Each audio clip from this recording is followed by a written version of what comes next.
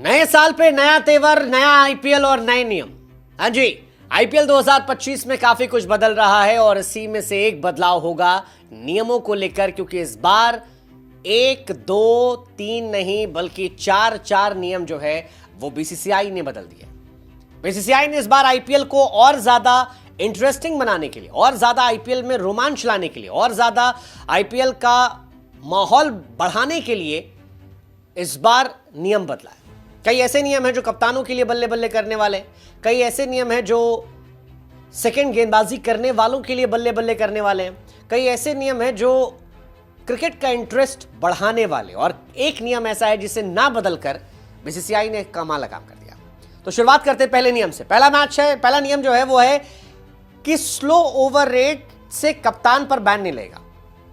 आप याद कीजिए, मुंबई इंडियंस से कप्तान हार्दिक पांड्या फिट हैं, लेकिन वो पहले मैच में कैप्टेंसी नहीं कर पा रहे, और उसकी वजह है कि पिछले साल उन पर बैन लग गया था, स्लो ओवर रेट का बैन। हार्दिक पांड्या पर यह बैन लगा। हार्दिक पांड्या इसकी वजह से फिट होकर भी डगआउट बैठेंगे और पहले मैच में सूर्य कुमार यादव कैप्टेंसी करेंगे।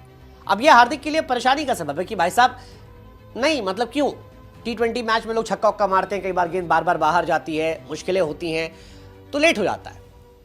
हार्दिक पर इसी वजह से बैन लग गया था, और अब यह कहा गया है कि इस साल आईपीएल में जितने भी मैचेस होंगे, किसी मैच में कोई भी बैन नहीं लगाया जाएगा। दूसरा जो इंटरेस्टिंग कहानी है वो है सेकेंड बॉल का। यह भी बड़ा इंटरेस्टिंग है। मतलब सेकेंड बॉल अब तक टेस्ट क्रिकेट में जो है वो दूसरी बॉल ली आती थी।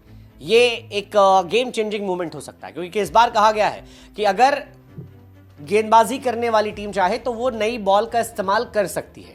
अब पुरानी बॉल से कई बार ड्यू में बड़ा डिफरेंस आता है, बड़ी सारी समस्याएं जो है वो हो जाती हैं, और वो एक इंपॉर्टेंट मूवमेंट होता है, लेकिन अब सेकेंड बॉल का इस्तेमाल किया जा सकता है। तीसरा, थुक लगा सकते हो। पहले सलाइवा कोविड के बाद मना कर दिया गया था, वो लगा सकते हो। इंपैक्ट प्लेयर जो है वो कंटिन्यू कर सकते हो। तो ये सारी कहानी जो है ये इंटरेस्टिंग है।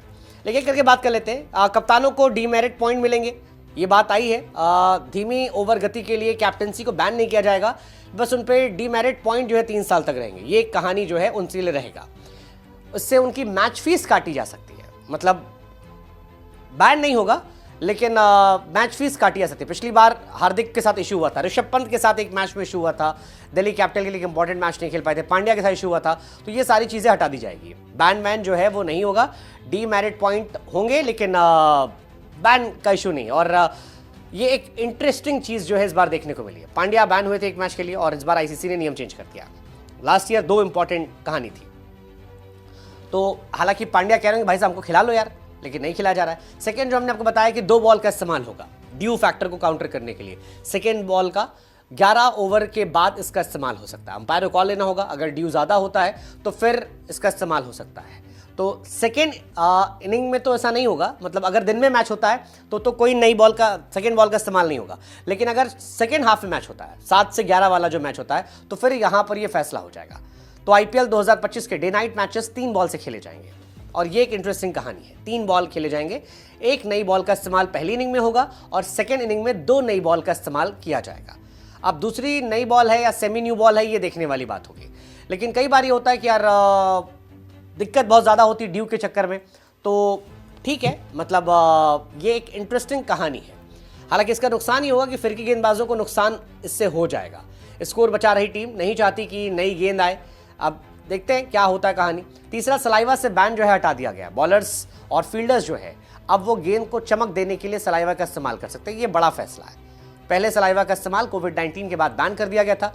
इंटरनेशनल क्रिकेट में भी बैन है, लेकिन बीसीसीआई ने इसे मंजूरी दे दी है, और इसका असर आपको दिखाई पड़ जाएगा। Bowler can use saliva, BCCI ने ये बैन जो है हटाया है।